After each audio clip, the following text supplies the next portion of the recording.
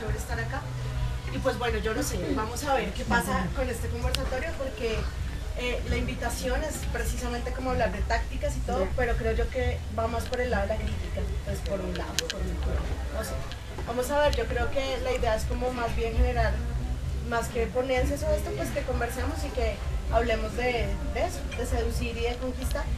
Pero antes de eso, pues les quería como contar, como bien dijo Caterina, yo soy socióloga, y quería hacer como un recuento de qué es lo que hablamos cuando hablamos de conquista. Entonces me acuerdo que cuando Caterina me dijo, yo, o sea, lo primero que pensé es, bueno, ¿y la diferencia entre conquista y seducción qué? O sea, ¿dónde ponemos los límites y qué es conquista y qué es seducir? Entonces, ¿qué hace uno cuando, o sea, en estos tiempos qué hace uno cuando tiene dudas? Busca en Google. Yo de Google. Doctor Google. O Wikipedia. Entonces, pero no Google. Entonces, bueno, Google puse como conquista y seducción. Y, qué pena, se me calor. El tema. Y entonces, vamos a terminar en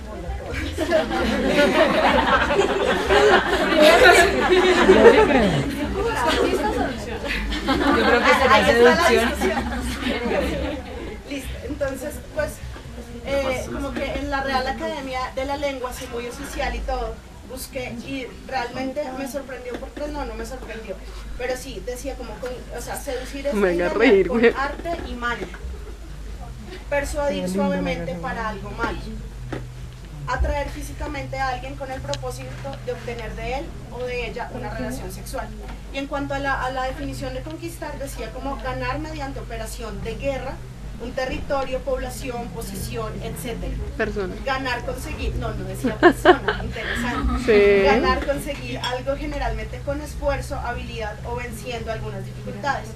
Y cuando se hacía referencia a una persona, decía como ganar la voluntad del otro, atraerlo y lograr el amor de alguien, cautivar su ánimo. Entonces, recordé lo que me había dicho Caterina cuando me presentó el tema. Me dijo, sí, lo que pasa es que como que la seducción hace más, o sea, hace referencia al sexo, como a la idea de entablar una relación sexual íntima con alguien, y la conquista es más como más pues a largo plazo, más romántica. Y yo decía, ¿será que sí? O sea, ¿en serio eso es? Y pues las definiciones me lo dicen, y pues, pero no les quería creer. Entonces como que después de leer las definiciones me puse a pensar y como a tratar, o sea, y cuando leía esto, como a tratar de ubicar en el espacio, en la historia, en lo social, desde cuándo estamos hablando de este tipo de conquista y de seducción, así como lo entendemos y así como, perdón, como sale la definición en la Real Academia. ¿Por qué? Porque lo que pasa con estas definiciones que se hacen socialmente es que parecen como si fueran eternas, o sea, por no hablar de lo cultural, ¿no?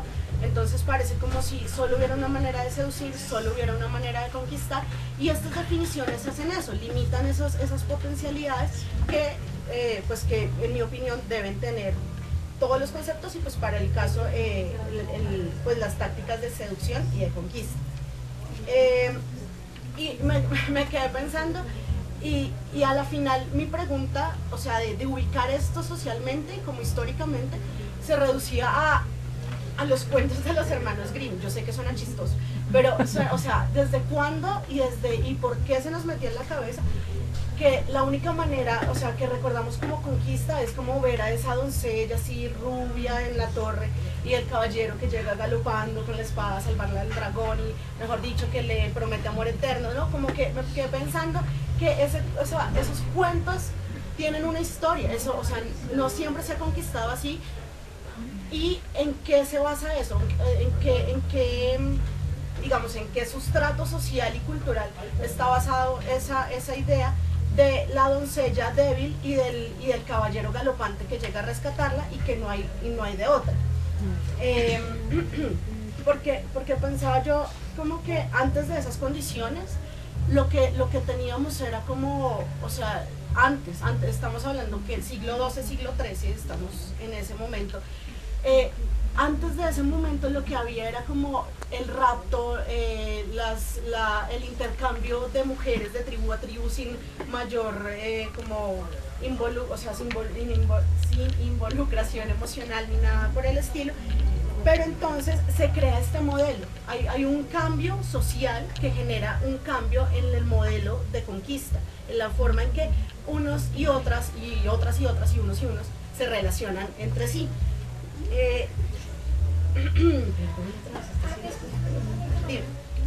Pues la palabra conquista también está muy asociada como al hecho de poseer algo. Digamos que es un concepto que se debe pues, desde la época feudal, que es que el hombre posee a la mujer, es decir, como yo, y por eso la esposa, te de esposo, toda esa cosa como etimológica, en la evolución del lenguaje apunta a eso, porque en la palabra conquista, digamos que nosotros ahorita como socialmente la entendemos como yo te conquisto, como yo hago que tú te enamores de mí, yo hago todo, como que yo asumo ese rol, digamos, no es que activo, no me gusta esa palabra, como el que hace las cosas, el que efectúa las acciones que van a tener consecuencias. Y eso es lo que sucede también en un proceso de conquista, no sé, por ejemplo, la conquista de América. Claro, es que lo del territorio tiene mucho que ver, es como ahí viene la idea de la apropiación, ¿no? Entonces como hasta qué punto se diferencia, y por eso la primera definición de conquista es bastante diciente, pues porque a lo que primero se hace referencia es a la conquista de algo, o sea, de apoderarse de ese territorio. Incluso hoy día pienso yo como en los matrimonios católicos siguen declarando marido y mujer, como si antes, o sea, el marido se cambia, el marido era, o sea, es hombre y lo declaran marido, pero la mujer sigue siendo mujer, marido y mujer, como si antes de casarse no hubiera sido ya mujer.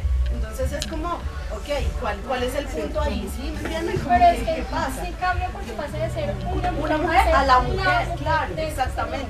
A poseerle a él. Claro. No. A pertenecer a él. Yo soy mujer. Y la misma gata pero ronca. Pero entonces estaba yo en la disquisición sobre los cuentos y no sé, me parecía que en efecto sí ha cambiado, o sea, no podemos seguir hablando como que estamos en esa época de este amor, pero me parece, o sea, de ese tipo de conquista, pero sí me parece que este preámbulo sirve para ubicarnos en lo que yo considero que en ese momento, o sea, creó y sigue teniendo las repercusiones que logra en la cultura, lo que quiero decir como la cultura seductiva del amor cortés, por decirlo así.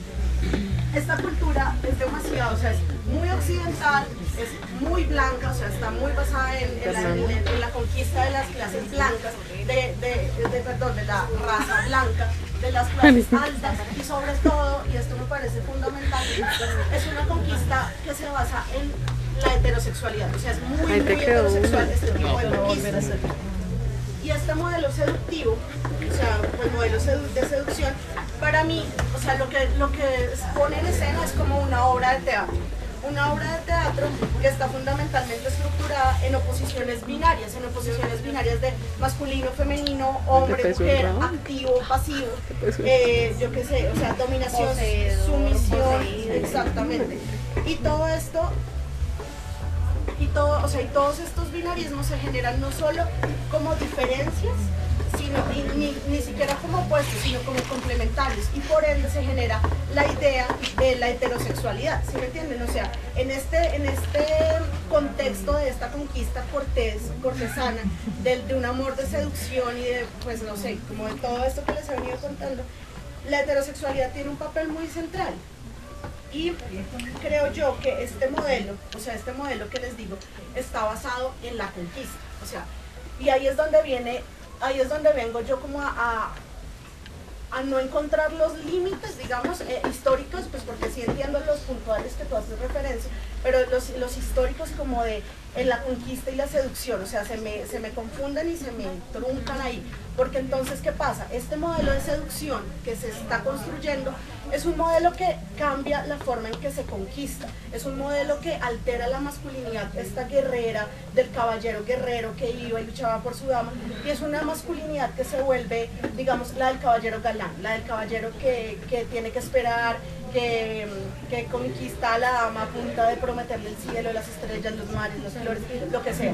Entonces, sí, este cambio en la construcción de la masculinidad, sin embargo, no repercute en una transformación de la forma desigual y como muy puntual que se asignan los roles en esa obra de teatro que les digo. A lo que me refiero es, las mujeres siguen siendo, o sea, siguen construyéndose como pasivas, como las sumisas, como las que deben aguantarse, las que deben esperar sobre todo eso. En el cuento de la conquista, la que debe esperar, la que no tiene que proponer, y el hombre así cambie, digamos, su cualidad guerrera por la cualidad del galanteo y del caballero.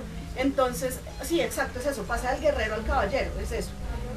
Entonces no se ve alterada en ningún momento y no hay digamos un desequilibrio en la forma en que se construyen las relaciones entre hombres y mujeres, ¿sí? O sea, sigue siendo como pues muy desigual. Pero bueno, todo este cuento de la conquista cortesana, como les decía, puede verse un poco anacrónico, sin embargo, no sé, o sea, esto es también un punto de discusión, porque pensando en eso me puse a buscar en blogs y en webs y no sé qué, y todavía o sea, uno encuentra consejos como, esto va para los hombres, la naturalidad, no, perdón, para las mujeres, la naturalidad, la elegancia, la mesura, la discreción, todas esas son las cosas que debes potenciar para volver loco al hombre de tus sueños. Sigue al pie de la letra nuestro decálogo y lo lograrás sin apenas esfuerzo. Y por el lado contrario, a los hombres, como que les dicen como la higiene, o sea, la higiene, porque los hombres son unos sucios, la higiene, los detalles, el porte gallardo, la caballerosidad y la naturalidad forman parte de las virtudes que las mujeres adoran. Aprende mucho más sobre ellas gracias a nuestro decálogo. Entonces, como que sí, en efecto es una cosa de larga duración, es una dinámica social, es una construcción histórica que, o sea, que nos lleva en serio hasta hace muchos siglos, pero que sigue muy vigente y que, o sea, y que incluso en los blogs, y creo que Nancy pues nos va a hablar un poco de eso, como que se mantienen mucho, o sea, se enseña, es una pedagogía de la conquista de una manera muy distinta para hombres y para mujeres.